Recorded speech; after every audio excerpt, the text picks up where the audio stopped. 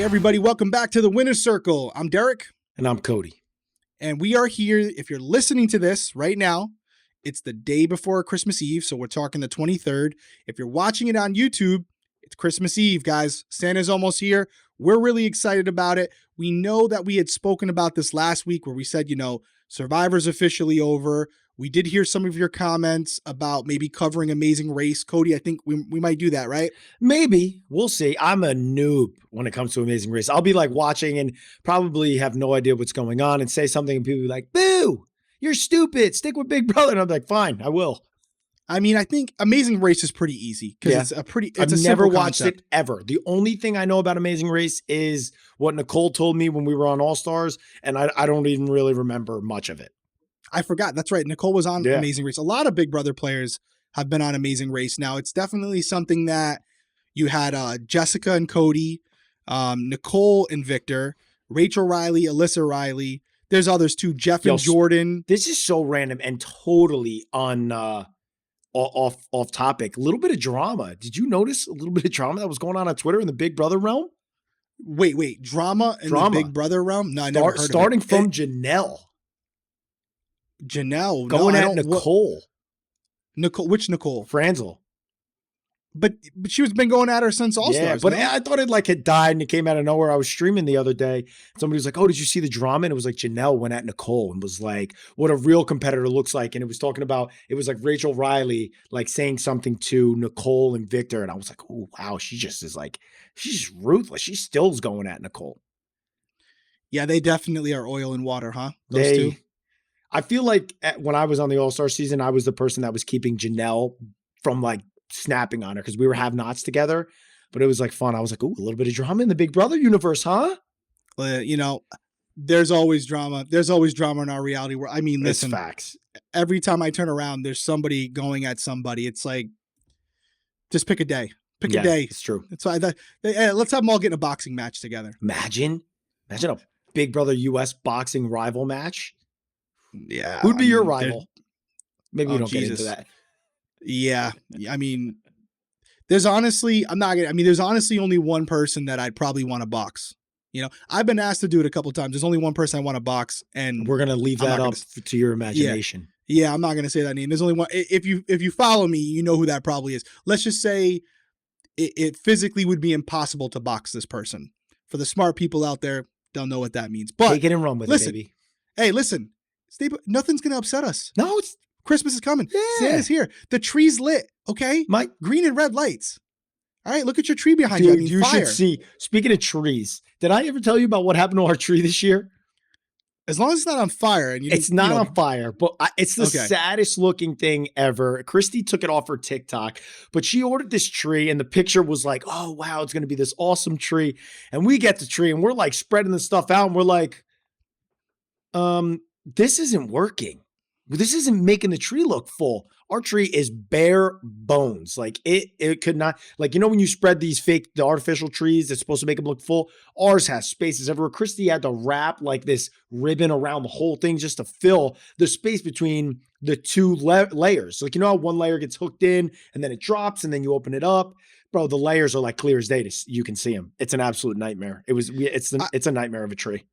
I got to ask, okay? So this is your first year, you and Chrissy living together for Christmas, right? Yeah. How do you drop the ball and not go out and get a real tree the first year? A real tree? I've never had a real tree in my entire life. What? Yeah, real trees are out, bro. Those light on fire and burn down houses. That is a fact.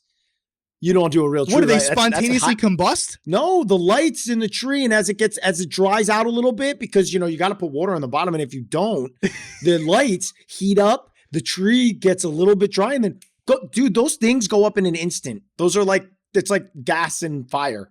All right, first poll in the comment section. Yeah. Weigh in. Real tree, fake tree. What are we rolling with? I know I always had a fake tree. I shouldn't say that. It was intermittent. Some years we had a fake one. Some years we had a real one. When I was a kid, I remember more years than not going and getting a real one. It was such a good occasion. And since having Tenley and Peyton, we always get a real one. It's tradition. We go out. We let the girls pick the tree. There's nothing better than picking out a tree, getting hot chocolate. There's Christmas music playing. that you have the young kids that are usually working at the tree farm. You say, is this the one, guys? Yes, this is it.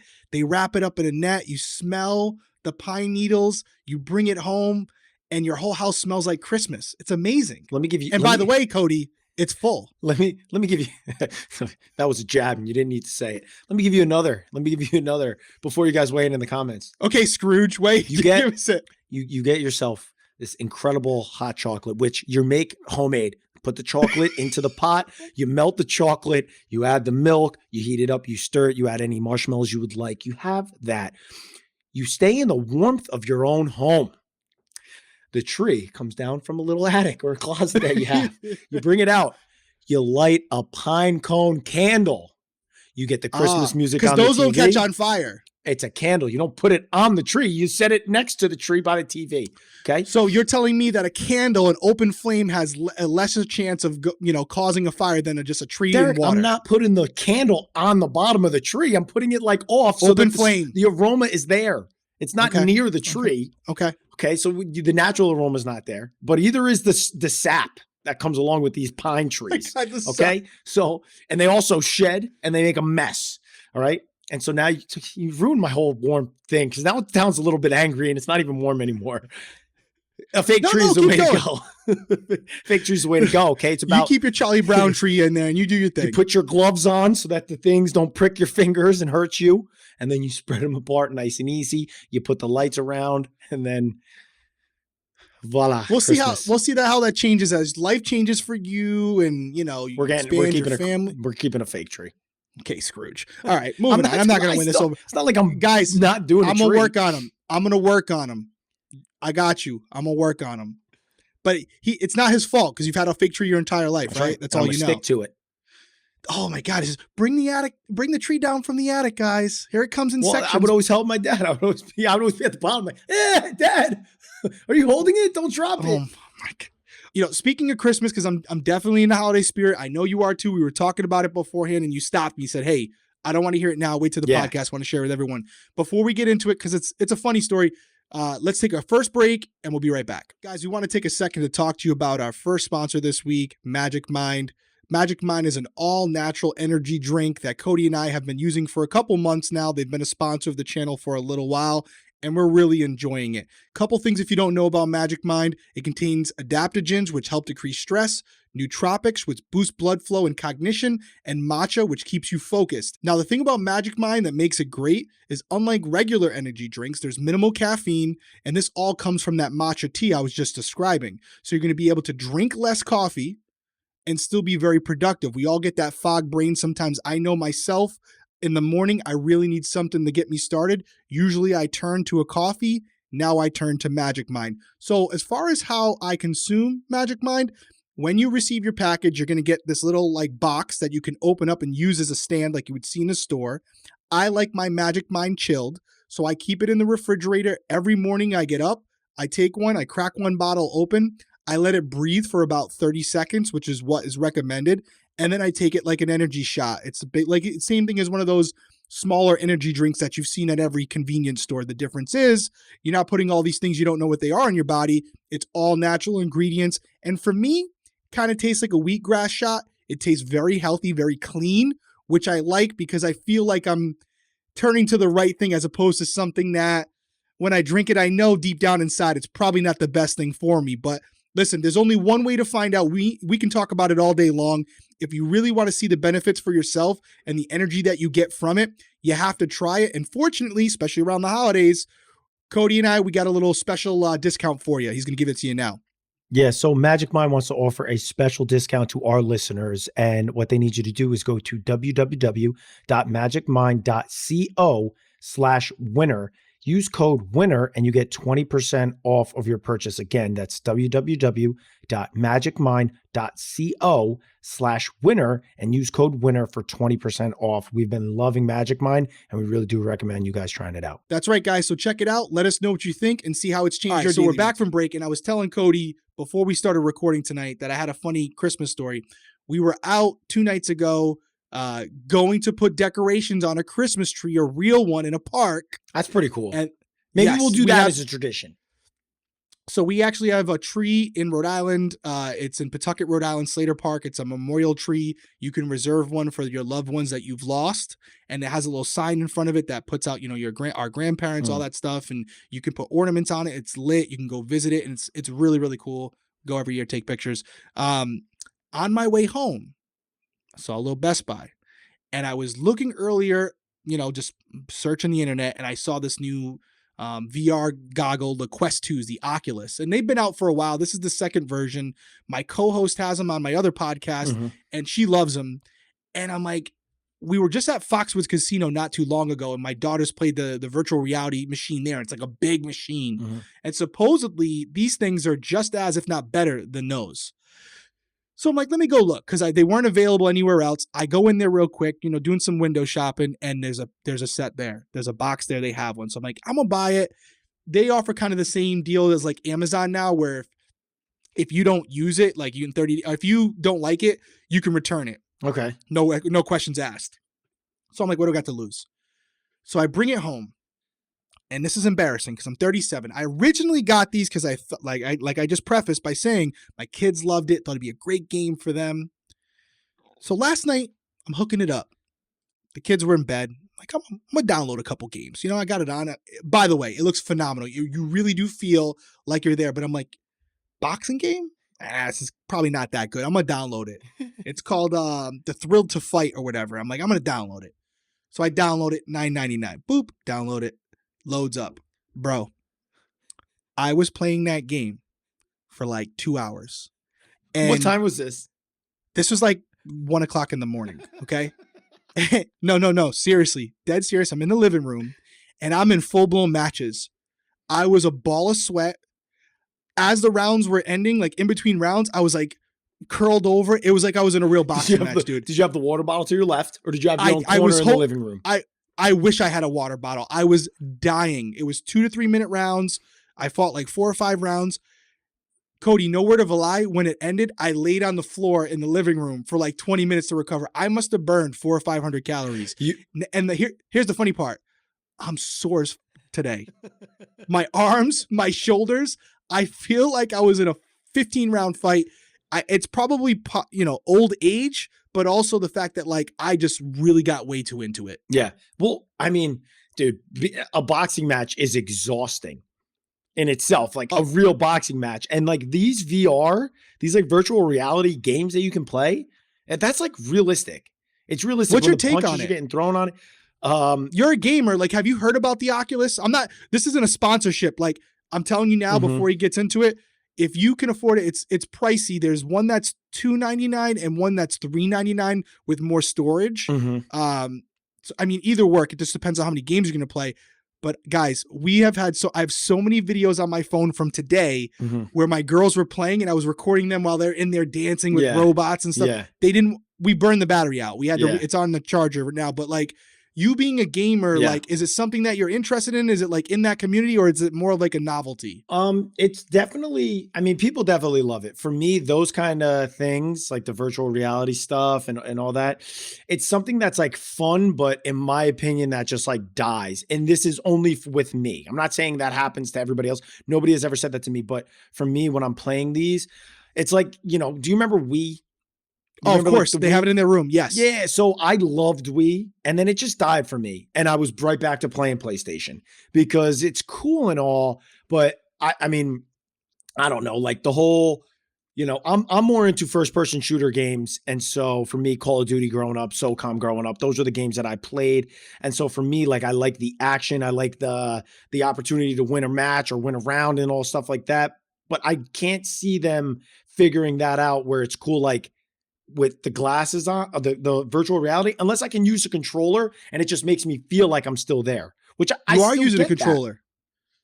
You have 2 controllers in each hand. It's like a gun, dude. Yeah, but then you walk and stuff, but like I'm doing a lot of stuff. I don't know.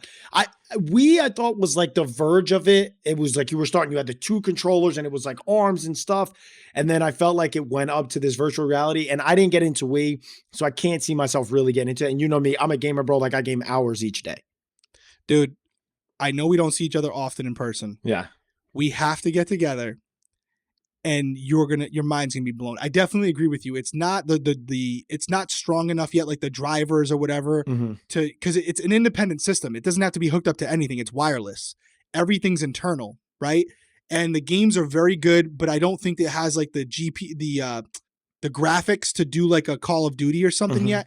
But it has like first person games that are like shooting games and stuff. It looks more like a Halo style, but it's unbelievable. Dude, it blows Wii out of the water. It's not even, it shouldn't even, I thought it was going to be like that as well. It shouldn't even be in the same sentence, but you have to get down here or find someone. I definitely think you should come down. Yeah. It is ridiculous. There's also virtual reality worlds that you can load like on a space station, like an actual space station. Yeah. You're looking down at Earth. Bro, it feels like you're there. Yeah. I'm not exaggerating. It was unbelievable. When we get done recording, I'm going to edit this podcast. Yeah. I'm hopping on the quest. All right. I'm getting on it. I respect and by the way, we could, if you had it, we can like chat with each other. We can play table tennis, like real table tennis against each other. See, you know, we can box each other. This is on its way to the metaverse. That's what this is. No, this is for the metaverse too, dude. There's going to be it's not right now. Obviously, it's going to be a ways out. I'm saying like 10 years. There's going to be people that barely can live in the reality, and they're more famous and more popular and more rich in their metaverse. Yeah, and their metaverse, and then it's going to lead to more people just being out of the workforce and not working, and it's going to be awesome. Hey, but you know, if you're doing crypto and NFTs, I guess you can do it in the metaverse. I don't know a lot about that. Maybe that's something that I should get a little bit informed about it, because I've been seeing the cryptos, I've been seeing all that, and none of it's making much sense to me. I'm like, how is this making millions of dollars? Like, is it real money? Dude, it's a whole different beast. I tried talking to Mike Holloway about it, the guy who won Survivor, because he's big into crypto, and he was trying to explain it to me, and I'm like, I just got to start doing some research. But you are right. The Facebook actually, I think, is the creator or behind the Oculus. So you have to have a Facebook account to sign in and do all those things. But I'm just scratching the surface as far as the game. Like you said, there's this whole metaverse thing where it's social interactions with other people and communicating and sharing things and buying things. And I was just so impressed at how good the virtual reality was. I didn't expect that. But I mean, you really bring up a good point, because there are people right now, I was just seeing online, we might as well go down this path. We're already talking about it. Like, there are metaverses that have already been created. Snoop Dogg's pushing it, right? He just bought a piece of land for $2 million in a metaverse. I think it's the Sandbox metaverse. There was someone else who bought a yacht. Wait, time out. Inside the metaverse. Yeah. He bought with money. Yep. Crypto. Land in the metaverse. Yep. He has the Snoop Dogg's house, and I apologize, it wasn't Snoop. He has his house. Somebody bought the plots of land next to him for like $2 million. Ether in the metaverse. In the metaverse, and then someone just spent $600,000 on a yacht in the metaverse from their crypto dollars. Yeah, it's all like that Ethereum. Yeah, they're trying to create. Dude, they're literally trying to create an alternate reality where dollars is not used and cryptocurrency is used. So the cryptocurrency, does it have any value? Like, for me right in this second, unless somebody... Well, you can cash it out. You can cash out Ethereum and stuff like that, like Bitcoin and stuff. You can cash it out. So it's a digital coin. Okay. But if you sell that coin, like if I have a Bitcoin, I think they're around like 30, 40,000, right? And you buy it from me, Cody buys it from me, I get paid out for that. Now you own the coin. Got it. So if it goes up or down, it's almost like an equity. Yeah. But it's but who's paying out this dollar amount? Well, the people who are paying in for it initially. So like it's all on the blockchain where all the coins were mined. And then I get what you're saying, like where's the money originate from? Right. But people are paying out of pocket for that value, but their pocket is being transferred into their crypto wallet. And who are they paying out of their pocket to? To the person they're buying the coin from. And who is that person buying the coin from? Who's the head of... You can mine them. You can mine them. What does that mean? Dude, it's a whole different world. We could do a 2-hour podcast. We should find out about it, because I want to know, because there's, I see it on TikTok all the time. Everybody's like, oh, look at my crypto. I made this and you missed out. And it's like, if you would have taken your stimulus check from 2019 and put it into crypto, you could be making like millions. And I'm like, where are these millions coming from? You know, I see it too. And I do have a little FOMO about it, because I'm like super like nerdy when it comes to stuff. I love that stuff. Yeah. For me, a rule of thumb that I have is you shouldn't invest what you can't afford to lose. Mm-hmm. And you should only invest in things you understand. Right. So for me, it's like, I maybe my brain is just too simple, but it's like, like real estate. I know real estate. Here's a piece of land. You Right. bought it. If the market goes up, that land's worth more. You can sell it. If it Right. goes down, that's what it is. Or you can rent out the property, whatever. Same thing with equities. I don't know as much about it, but like when I buy stock in Target, Mm-hmm. I know that if Target's doing well, Yeah. my stock goes up, and Right. however many stocks I have are worth more, and I can sell them to someone else who's on the stock market who's looking to trade, right? Yeah. And they'll trade me for money. If Target stock goes down because they have like some type of attack, a cyber attack, well, guess what? Those stocks that I bought at $20 a piece are now worth $15 a piece. I lost money. Yeah. I can understand that. Crypto, if I had money to spare, I don't think I would use it there unless I really took the time to completely understand it. Mm-hmm. And maybe I will one day. Maybe I'll be preaching about crypto, 6 months from now. But I just don't understand it enough to spend any money that I've established that I can afford to lose, because every time you invest, no matter what it's in, it's a gamble. But if I'm going to gamble, it's going to be on something I think I understand. Yeah, I mean, it's just weird because the reason why I have so many questions about it is because there are so many commercials that you're seeing out right now. Like Odell Beckham was in a crypto commercial. Matt Damon was just in a crypto commercial. I think Tom Brady was in one too. I'm like, who is spending all this money to get these big wigs into cryptocurrency to get people? Because, obviously we know why they do it. We know why marketing and advertising puts these faces on what something is because that makes, average people like us being like, oh, well, if they're using it, I want to try it. Or if they must have, chose or might be behind it because they're on this commercial, or else why would they be doing this? So let me look into it. Let me see what it is. And I just don't understand where this money is coming from. Yeah, it says right here, crypto.com launched $100 million global advertising campaign. Like, who is crypto? Why? How are they making money? Where are they getting this money from? And what is that going to do to the dollar? What? Yeah, like, I mean, is the metaverse? You know what I'm saying? Like, I mean, the dollar's already in shambles right now as it is with inflation. But it's like, does this help? Like, I don't know, man. This thing is weird to me. Well, there's definitely a lure to be first, right? Like the people that are investing in crypto now, like high risk, high reward. Mm-hmm. There is definitely an advantage to getting in when it's new and the reason why is because it's so risky, right? Right. You don't know if it's going to be a success or a failure. The only thing I'll say to people out there, and we're not financial advisors, is again, those millionaires, like you see someone investing $2 million Mm-hmm. into cryptocurrency, into NFTs, they're probably worth billions or excess millions, where Hundreds 2 million millions. to them, right. 2 million to them is not going to make or break them. So for you have to decide like, what is something that you can afford to lose? It may be a couple $1,000 or something like that. And if that's something where you're like, if it hits, great. If it doesn't, no big deal. Then maybe that's the money you play with. But when you see these big numbers, don't think that it's the normal Joe who's taking their whole life savings, investing it in crypto, because again, as I said, high risk, high reward, right? But again, that comes with the possibility that a lot of these crypto coins don't survive. There's a bunch of different ones, like Bitcoin, Dogecoin, all these different ones. Many, yeah, exactly. Many of them are not going to survive. And so the question becomes like Ethereum, like which is going to be the standard coin that we go with? And ultimately, if you guess wrong and you put your life savings on it, you're not getting it back. So that's the only thing I would caution people. Like to me, and I obviously I haven't done enough, but like just on the first time I heard of it, it seemed a lot like penny stocks. Do you remember when? I don't know if this was a thing for you and it caught for you, but when I was in college, a lot of people were talking about trading penny stocks and like, dude, get into these penny stocks and you can put in money and it can make a bump happen and then more people could put it in. The market just kind of like auto corrects it. And then all of a sudden it skyrockets. And if you get in the beginning, you can make millions. That's what it seems like to me. And penny stocks are not a thing. And so that's what it kind of seemed like to me. And I may be completely wrong, guys. Let me know down below if you guys have any insight on this and if I'm way off basis, but it seemed a lot like penny stocks and trading penny stocks, which what we learned and I took finance because I graduated with a business degree, took economics. It's like penny stocks are not the move unless you have money that you're willing to lose.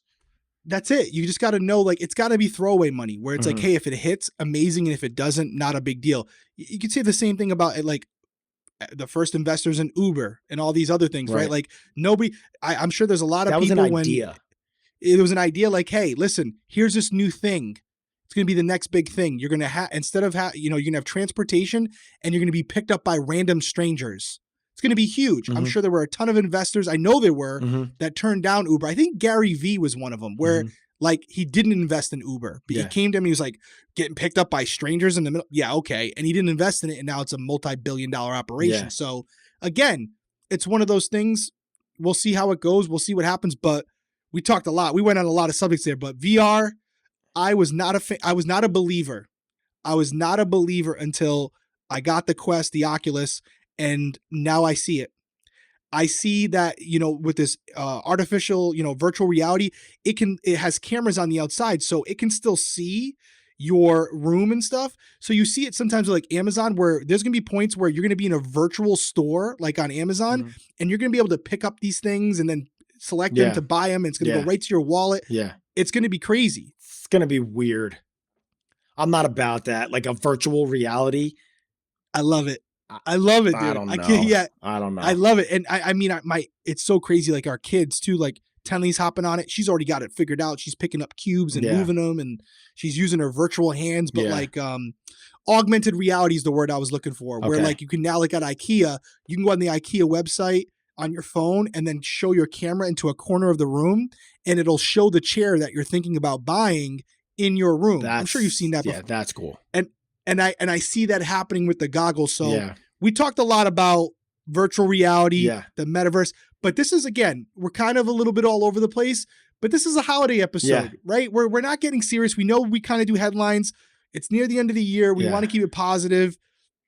I'm excited about my Quest. Cody really isn't. I'm not going to be getting Cody. I will not be Cody's sitting on his couch with his remote control and his fake tree and his hot cocoa. It's actually hot right cocoa here. Sounds good. I sit right here. And I got my controller right here. Got the logo on it and everything. And I turn like this, and it's this monitor right here. I'm just locked in. I do agree with you, though, like as far as like because I will say the Quest, the Oculus can hook up to your gaming PC, and it can serve as just a set for the virtual reality, because your PC is obviously a lot more powerful than the Quest. Right. So that is some things where maybe it gets there, but I could see it being a problem where they have to design the game like Call of Duty, which is so detailed around these. We'll see how long it takes to get there. But imagine, because dude, the amount that I play Call of Duty a lot, the amount the amount of storage that eats up just to run on my CPU is like insane. It like slows that's what I'm thinking down, like the single PCs. But I don't know. There's it's obviously a technology that is going to grow and get better, and they have. They have the means to get it done. So absolutely. Absolutely. All right. Enough about VR, enough about the metaverse. We'll see how it goes. Weigh in the comments. You feeling it? You're not feeling it? Let us know. We're going to take a quick break. And when we come back, we're going to talk about this weekend, the past weekend's fights, Jake Paul, Tyron Woodley, crazy event. Everyone was talking about it on social media. So we're going to talk about it here. Stick with us. Take this break. We'll be right back. Second sponsor for the episode is a name that you might be familiar with, Hellofresh. With Hellofresh, you get fresh, pre-portioned ingredients and seasonal recipes delivered right to your doorstep.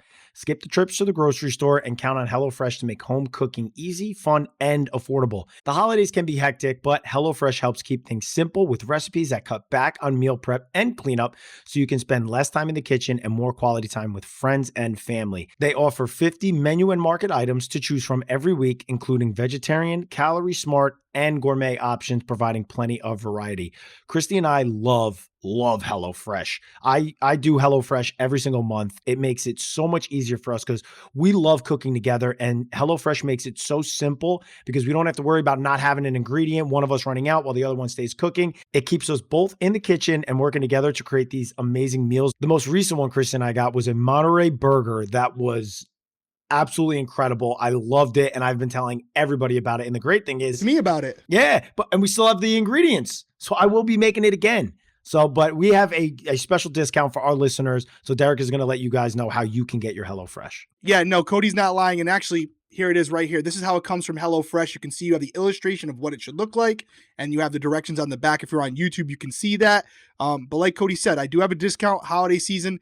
Now's the time to take advantage of it. So go to HelloFresh.com/WinnerCircle14 and use code WinnerCircle14 for up to 14 free meals and 3 free gifts. One more time, that's HelloFresh.com/WinnerCircle14 and use code WinnerCircle14 for up to 14 free meals and 3 free gifts. Check it out, guys. HelloFresh, America's #1 All right, so meal we're kit. back, and over the weekend we were talking about the Jake Paul versus Tyron Woodley fight. This has been a thing that has been going on between the Paul brothers.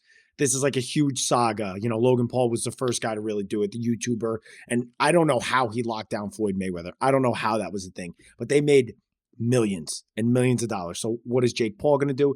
Like he's been doing his whole career. He just kind of follows the footsteps of his brother and just kind of goes, all right, he did that with Vine. And so he's a little bit more like easy to dislike, Jake Paul, in my opinion, but I love him. I love him, but I feel like people look to like dislike him. And so we had a little bit of controversy after this fight. And I want to hear what you think about it because I know how I feel watching the knockout. But I have been getting flooded on my For You page on TikTok with everybody saying that he gave a hint when the punch was coming and it was a staged knockout. What do you think? Yeah. No, I think it's real. I mean, I'm not an expert, and even like, but a lot of the experts, like, there's a couple boxing channels that I see on YouTube. Then you have people like in the MMA community, Michael Bisping, who is not a fan of Jake Paul, but is a professional fighter, right, and known for his boxing. Right? They're saying that basically right before the punch, you see Jake Paul kind of twist his wrists, and the first time he twists his wrist. Yeah, he twisted in. It was kind of like an unnatural motion. And then you see like when he does this, Tyron like moves his hand and then he resets and he does it again. And then boom, he hits him, knocks him out. By the way, if you haven't seen it, we don't want to get demonetized here. Maybe we'll try to sneak it in. Probably not. No. Look out. If you got to look at the knockout, it's incredible. You can find it anywhere. Without a doubt, the knockout itself, he was unconscious. There's he literally, his face caught the mat. There's no way. Your body naturally is going to try to protect itself. He didn't even move his hands. His dome literally caught the mat. Yeah. So a lot of people were saying like when you're a boxer and your hands are inside those gloves, you'll sometimes push them together. You'll sometimes twist your wrist to try to like shake the glove a little bit to move it to like readjust. And they're like, listen, you can clearly see that Jake is like, he's fainting. Like he's doing like little fakes to try to elicit a movement from Woodley to see what he's going to do when he does it. Like, so he's testing him so that he starts to move. So the next time he does it, maybe Woodley doesn't react as quickly. And you can clearly see he feints. Yeah. And then Woodley like reacts to it. He tries to parry it. And then when he resets, he goes back, he does the little jerk again. And then clearly you can see that Jake Paul's looking at his rib cage. Yeah. Right? So Tyron brings his arm down to protect his ribcage, but as Jake is looking at his ribcage, he goes up top and catches him with a hook. I thought it was a phenomenal hit. It's night-night. I don't know if you can catch somebody cleaner than that. No. Professional boxer, non-professional boxer. Dude, he caught him on the stop button. Yeah. That was literally the off button. He hit it right on the little nerve there. Yeah. And it was lights out. Even, Tyron after the fight, who people are saying you really can't listen to him because, if he's in on it, then he's going to ride it. But yeah. I'm telling you right now, Tyron had his whole family there, friends there. He's a former UFC champion. Yeah. I just don't see it. And if it did happen, I don't see how it wouldn't leak. Yeah. I mean, you're telling me this guy would have accepted whatever dollar amount. Like, I think he was doing okay for himself. Now, we don't know. We obviously have no idea what his financial situation's like, but I think he was doing okay for himself. He's going to take an extra whatever it is to get cracked in the face and knocked out and be like, you know what, whatever. My career is done anyway. So, let me get knocked out by Jake Paul. Like that doesn't benefit him in any way. He's a young guy. I don't know if he's going to do it now. It's like, I don't know what route he's going in his life. I don't know what path he wants to go on. Getting knocked out by a young YouTuber does not benefit you when you've spent your whole life as a fighter. And so the whole thing about him, like, and everybody's saying like every person was like, oh, look at the twist. Cause that was the first thing I saw. Yeah. I was like, oh, look at the twist. It's he obviously was motioning to him. And then I literally saw Tyron Woodley go to like move his arm to the hand and he like left his face completely susceptible. It's not like I saw some guys that were like, look how he drops his hand. And I'm like, you obviously have never had a punch come to your gut and know, like, I've watched boxing matches where guys have literally just got cleaned out by getting hit in the ribs. getting the wind knocked out of them, and they get knocked out that way. So these are like full-blown punches to your gut. And I've been punched in the stomach before. It feels horrible. And so the punch was coming in the 6th round to his ribs. And so he went to move his arm down and clearly got like, Jake just played him. He went to like, look like I'm going for the body, and he cracked you in the face. And it was so clear to me that Woodley was going to block the punch and then just got caught in the face. It wasn't like he just dropped his hands. It was like, here you go, punch me in the face. Like, it was just clear as day that is not what happened, in my opinion. Yeah. And so, and then there was a couple things. It was like, I was like, okay, that doesn't make sense. Then I saw somebody else came up on my feed, and the guy was like, human nature is to brace yourself if you're going down face first. This guy just like went face into the mat, like you said. He ate the mat. He goes, this guy was unconscious when he was going to the mat. So then once I saw that, I was like, everybody else is talking about it. They're just looking for clicks, or they're just looking for, I don't know, drama. And everybody, because you know what everybody loves to do with Jake Paul? They love to talk about him like, hey, look, come fight a real boxer. Like, this dude tried to fight a real boxer. Yeah, Tommy Fury, Tyson Fury's brother. Tyson Fury is world champ boxer. Tommy Fury, I can only imagine, is pretty good. And he literally, he was 5-0. So this is a real boxer. Like, let's just, Tommy Fury bailed out early. Jake Paul just was like, I need this fight. Like, we got money on the line, Showtime, I got pay-per-view. How can I get something? It's going to be a rematch. Now, what I thought going into it, and I think we talked about this, was that like, dude, they got to set up for the trilogy. He's got to lose this fight so they could do a third one. Obviously, Jake Paul had no desire. He was like, yep, nope, I'm going to knock you out. Yeah, he wanted to knock him out because he said he was the one fighter that he hadn't knocked out yet, that he's faced. I mean, listen, I don't care what anybody says. Whether you like Jake Paul, you don't like him, you think he's arrogant, whatever it may be.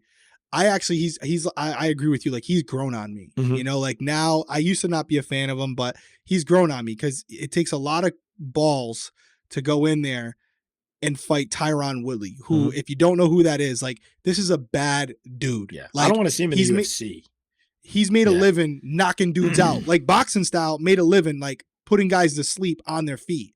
So he has one hit power where he will literally put you in the hospital with one fist. So any man who's willing to get in there with that and fight him, my hat goes off to you. And I'll tell you what, Jake Paul has the best trainers, the best nutritionists, all the best like medicine, anything that you can have, the best training facilities. He's a multi-millionaire already. So he's not like some amateur boxer who's like scrapping along. He's got the best people around him. He's got BJ Flores, who's a former professional boxer, good boxer, training him every day. He's got all the best foods, everything at his fingertips to allow him to excel in boxing as fast as possible. And it seems like he's taking it very seriously. I'll tell you what, man, hot take, Tyson Fury made the right move. Tommy. I know he was supposed to, I'm sorry, you're right. Tommy Fury. I know that he was sick and he supposedly had a broken rib. I actually think that's all true, but I think he's sitting at home going, you know what? Probably not the best thing for me to fight this kid right now. Because if I lose, he's trying to be world champion one day. You lose to Jake Paul, the YouTuber, your boxing career is over. So, man, I'll tell you what. Even like, who do you call out afterwards? Masvidal, Jorge Masvidal, Nate Diaz, McGregor. Yeah, because they were all there and they were talking. They were like talking crap. But here's the thing, right? So I just looked it up. Jake Paul is 24 years old. He's young. So say he's like, you know what? I like this boxing stuff. You know what? I'm gonna keep going with this. Let me try it. Let me go for it. He's like what, 2 years into it right now. So he started at 22. Like, he's young. He's got some wins. 3 years, maybe even. Maybe he does fight somebody. I wouldn't mind seeing it. I wouldn't hate seeing it. He's bringing money back to boxing. Boxing was dead after Floyd Mayweather. Dead. Yep. It got a little bit of a I actually could have gone. You could have gone Emmett. You know Emmett, BB Can Emmett. Yeah. He had an extra ticket. Originally, it was supposed to be Tommy versus Jake Paul, and I was like, I'm in. And then he didn't have the extra ticket. One of his other friends ended up going. He wanted it. And then he called me like 2 days, before the fight and was like, hey, my friend backed out. Now it's Tyron versus Jake if you want to go. And I was like, I can't go now. I have plans. Plus, that wasn't as exciting of a fight for me in Tampa, Florida. Oh, okay. Yeah. So I was like, I was just going to fly down there and check out the fight. Yeah. But, man, I'm excited to see where he goes. I don't think he's going to be like a world champion one day. I don't. But I enjoy watching fight. Like, it almost seems like the professional boxers for the most part are almost too technical. Mhm. Like, I want to see bad blood. I want to see a dislike for each other. Yeah. I don't want to see boxers picking and choosing who they're going to fight because they're trying to build up their own resume. Mhm. I just want to see dudes going in there who hate each other and beat the shit out of each other. Simple as that. Like, I want to see that. And Jake, it's unpredictable. You don't know. I will say the fight was a little boring leading up to the knockout. It was kind of a lot of holding. Yeah. But I just think this form of boxing, like you said, is definitely bringing attention back to it. Mhm. And I find it more interesting than the two professional boxers who are technically sound, just going for points. Mhm. Right. And like picking and choosing who you want to fight, which they all do it, you know. That's the one thing I don't love about like UFC and boxing is all these guys are like picking and choosing. Like in these other sports, you can't really hide. Like we're the best team. We're going to play the other best team. Yep. There's no way to hide from it. I don't get to pick my opponent every Sunday or every, week. For the most part, you're going to be playing, and if you're good, you'll beat them, and if you're not, you're going to lose. In UFC and boxing, like, they do that a lot. It's always like, well, I need to get my undefeated record. That's going to get me a little bit of buzz. So let me fight all these scrubs. And then when I get to the top and I win, it's like, I'm not just going to take a fight with the second guy underneath me because he may beat me, and I want to be the champ for a while because I need to have X amount of dollars that I can build up so that my worth is this when I have that huge fight. It just seemed, all of it seems a little bit too calculated, but Dana White did a great job, man. He's created $1 billion company and everybody loves the UFC. So I like that Jake is trying to go at some of the UFC guys because I would love to see him, whatever. It is what it is. He's not fighting real boxers. UFC fighters are animals. These guys are the real deal. Maybe not as technical as a boxer standing up, but the UFC fighters are guys that I wouldn't want to see in a street fight. Like, yeah, a boxer is a boxer. Like, call it for what it is. Like, anybody's going to be talking shit. Like, for me, I grew up wrestling. So, if, like, you see a boxer out, I'm going to be like, oh, I'm going for your legs. I don't know that you're going to know what to do. UFC fighters, like, yeah, I could be on my feet, or I could be on the ground, or I could fight you any way you want. I could throw kicks. I'll do whatever I want. Like, those to me are fighters. So I think it would be cool. Like, those guys are scary. UFC fighters are terrifying. So I think it's cool, like, kind of going that route because it's like, well, come into my world. And you saw McGregor do it. But I don't think it works the other way around. Like I saw Dana White say something like, Jake Paul, like, come into the octagon. Like, that doesn't work that way. Like, boxing, you can train to be a boxer. Like, you got to go through a lot more stuff. Like, when it comes to UFC. Arts. So it's like, it doesn't really, in my opinion, it doesn't really correlate side by side. So like calling him out in that sense, it's like, what are you doing there? Just like send your guys to the boxing ring and then see if they can hang until he gets knocked out. You know what I mean? He will. Eventually, he's going to get caught. Yeah. Eventually, he's going to get knocked out. But in the meantime, I think it's going to be fun to watch. Yeah. I'll definitely keep buying his fights because they're entertaining as hell. I like Jake a lot. Jake, keep going, buddy. We like it. We enjoy it. We'll take one more break. We'll be right back. All right, guys, our final sponsor is one you've definitely heard about, one that we love, Mack Weldon. We've been wearing Mack Weldon gear for a while now, really enjoying it. The holiday season is here, and with it comes the yearly questions of what do I wear on non-ugly sweater party days, and how do I maximize my time-savoring holiday moments and minimize my time shopping for gifts? Fear not, guys, we got you covered. Mack Weldon has all the answers, whether it's an office party, a party with family and friends, or just a holiday party for you, your couch, and a game on TV. Mack Weldon has all the essentials to keep you stylish and comfortable throughout the season, and their innovative daily wear system has taken the hard work out of outfit planning with pieces designed to work together for any occasion, saving you time and sparing you any extra holiday stress.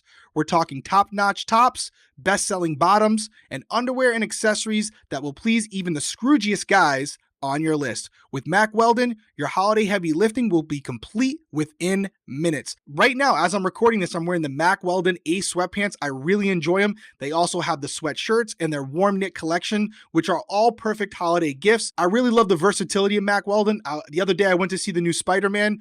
All day, I was wearing my Ace sweatpants, and usually you have to change before you go out. All I did was throw on a nice sweatshirt, so I was able to go out. I was comfortable, but I still look pretty stylish. I like that, as stylish as I can look. So yeah, listen, we really love Mack Weldon. We think you will as well. Cody has a discount for you guys if you want to check it out. Yeah, guys, so we have 20% off of your first order for our listeners specifically. And all you have to do is visit MackWeldon.com/winnercircle and enter promo code winnercircle. Again, that's MackWeldon.com/winnercircle and enter promo code winnercircle for 20% off. Mack Weldon, Get it right this holiday season. All right, so we're back from our final ad break, and we have one more topic that we wanted to cover, and it's with someone that we've talked about quite a bit, right? He's no stranger on this podcast. I wish in person, but just our topics. Elon Musk, and he was voted Times Person of the Year, 2021 Person of the Year. And now, that would, that's awesome. But it came with a little bit of drama. Senator Liz Warren rips Elon Musk 2021 Person of the Year and said, time for this freeloader to pay his fair share. Would you describe Elon Musk as a freeloader? That if you can describe Elon Musk one way, billionaire, close to a trillionaire, innovator, would you describe him as a freeloader? No, I wouldn't. I don't know what Elon pays. I know the rich in general have the best accountants and all find ways to kind of reduce what they pay in taxes. I don't know if that's the right time and place for it. I think Elon is the Ben Franklin of our time. Like, I think he's creating things like that are going to change the world forever. You know what I mean? Like, well after he's gone. And he's not only doing it the guy's huge on climate change. Obviously, that's why he's so big on electric vehicles. He's trying to reduce carbon emissions so that our world has less pollution, less effect of the ozone layer. Obviously, it's more, we last longer. And, he's someone who understands that if we keep having gas powered vehicles, it's, it's not going to end well. Right.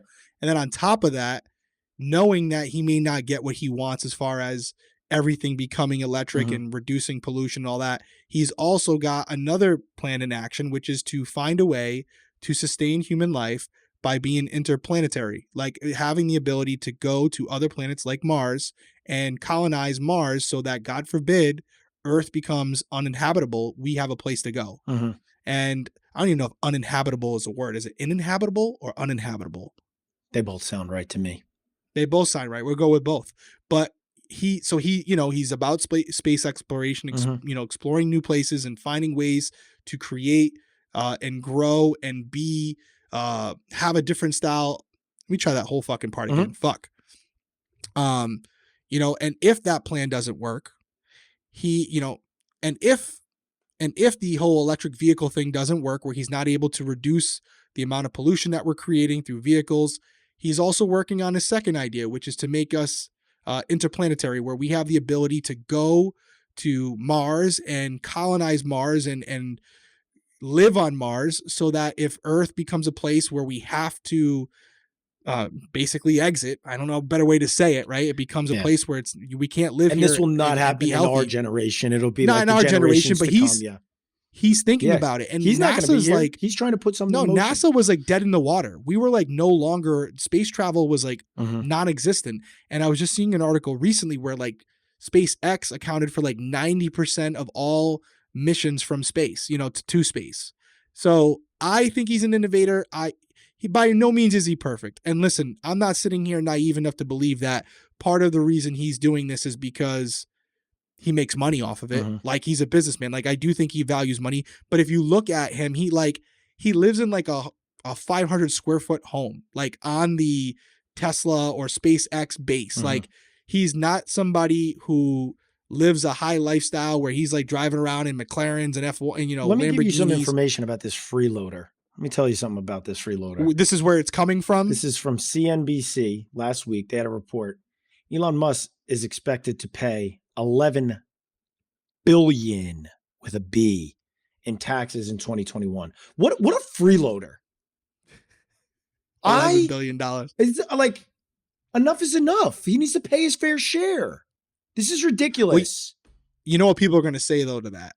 Like, I'm with you, but I know people are going to say like, yeah, but what percentage of his net profits was that, that year? Like, because of the tax, technicalities out there, the tax workarounds. Well, they're trying, even though he made, he's on pace to be a trillionaire. Yeah. So $11 billion to him is like the equivalent of like 1,100 to us. Well, that's a projection. He's projected to be a trillionaire based off of the growth of his two companies separately into one. So like, that could be wrong. He may not be a trillionaire, but he's on the path, right? But my biggest thing is just like the whole, like, it just kind of goes to show, like, yeah, all right. Is he finding ways around it? Yes. But is he paying taxes? Yes. Like, he's not like not paying any taxes. And I think that's like the whole like political thing about it. Cause I bet you there's a bunch of people that are like, yeah, Elon Musk should be paying his fair share. And nobody knows this guy's paying this year projected over $11 billion in taxes. Now, like, I don't know, does that equate to exactly what he's made this year or what his worth is? Like, I don't know, but it's not like he's paying nothing. It's $11 billion. Okay. I agree. That's an obscene amount of money, and that probably makes up a ton of the taxes that are being paid for the year. Like the lowest income level in the US, they pay no taxes. And so it's like, yes, like, yeah, I do agree with the whole fair share, but I don't agree with politicians just spewing out dumb statements just for like clicks or to get people behind like whatever kind of movement they're trying to do, when in all actuality, it holds no weight. And I would hope that people start to like look up information that their politicians are saying, because it's just like a lot of these, a lot of people are saying like, oh, tax the rich, but it's like, we're going to be taxed too. Like the middle class does get taxed too. It doesn't just hit the rich. This guy is, I think, innovator is such an incredible way to describe him, but he's also brilliant. Like, he's just brilliant, where like you think you're going to say something to him and he's not going to be able to be like, oh, let me exploit you really quickly because I'm just like that. And he's non-political too. Nah. Like he will call out a Democrat and a Republican in the same day. He don't care. He's all about like human growth and evolution. It's two questions for me. First part of your statement as far as like time. Do I think he's deserving of it? Yes, absolutely. He's like we just said, he's an innovator. I believe, for me personally, he's inspirational. I think a lot of young kids are going to aspire to do things like him, to push the boundaries, to expand our capabilities. Like, what's better than human beings finding ways to explore new, the universe, right? Like, there's so much more out there. We're such a small part of it. If we're not constantly pushing that envelope because of budgetary concerns, then what are we really doing here? Like, are we just going to wait until something bad happens? Like, one of his missions recently was the DART mission, where he was trying to go out there and basically fly this spaceship or whatever it was, a satellite, into an asteroid, right? We were talking about it on the podcast, so that God forbid that ever does really happen, we're not just sitting around going, what are we going to do? So the first part, I think he's very deserving of the, there's a lot of people that are deserving of it, but I think he's equally deserving. So to give it to him, I think it's a great choice. The second part, as far as taxes, I won't get into my financials. All I'll say is this: I'm self-employed. I have my podcast, my private investigation firm, Winner Circle, all these different facets where I'm my own guy and I have to, go through my accountant to pay my taxes, and I do pay my fair share. I don't have some high-powered accountant that's like hiding money for me.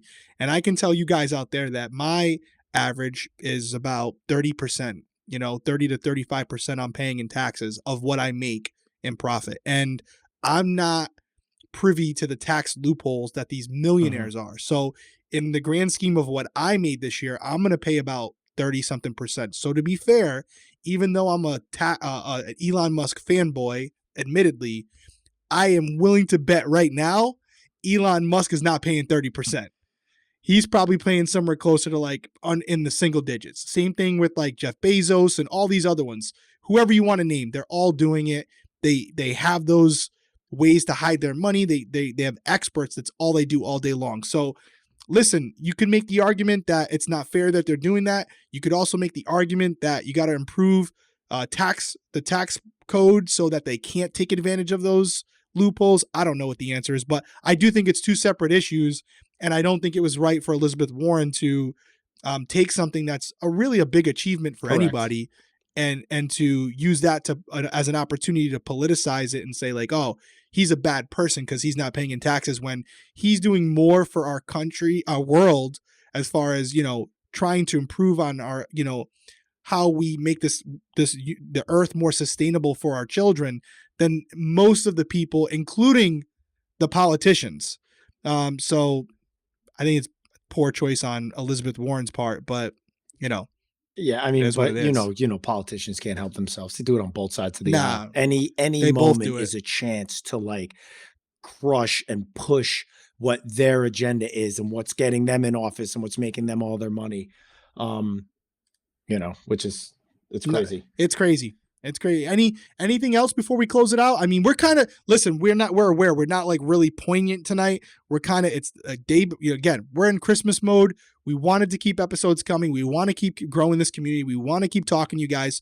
So as long as y'all have us, we're going to keep being here. And these are the types of conversations we have. It's not going to be always doom and gloom. There's a lot of negative stuff that we were seeing. We honestly, full disclosure, we were looking it up as far as our headlines for the week before we came on here, and we both just decided collectively, like, no, we're just not going there. Like, there are things that we wanted to talk about, but we're like, nope, let's just have a week where if you're giving us the opportunity to have your attention for an hour, we want you to leave here in a better mood than when you started. And we don't want to get you all fired up about things. There's plenty of time throughout the year to do that. This week is not that week. Let's ride out the year with some positive news. And I think all the things we talked about, pretty positive, I mean, uncertain, but not too negative. Although some people are trying to make it negative. But next week, guys, we're going to be talking about, we're going to do a 2021 recap, go over the Survivor season, the Big Brother season, what we're hoping for in the new year with Big Brother, Celebrity Big Brother coming on. And so we're going to be touching on all that. Amazing Race. So that's going to be our 2021 recap episode is going to be next week. So make sure if you guys are here right now, turn on those notifications. Let a friend know that maybe is into the show that hasn't listened to the Winner's Circle. Pass it along to your friends, pass it along to your family, because that's the only way we're going to really grow and build this community. So we appreciate you guys being here, and make sure those notifications are on. That's right. We appreciate it. Like, comment, subscribe. We appreciate you being here. Have a great Christmas. Happy holidays to everyone who doesn't celebrate Christmas. We're thinking of all of you. We're hoping you're enjoying it with your loved ones. Thank you for joining us here on the Winner's Circle. We will see you next week.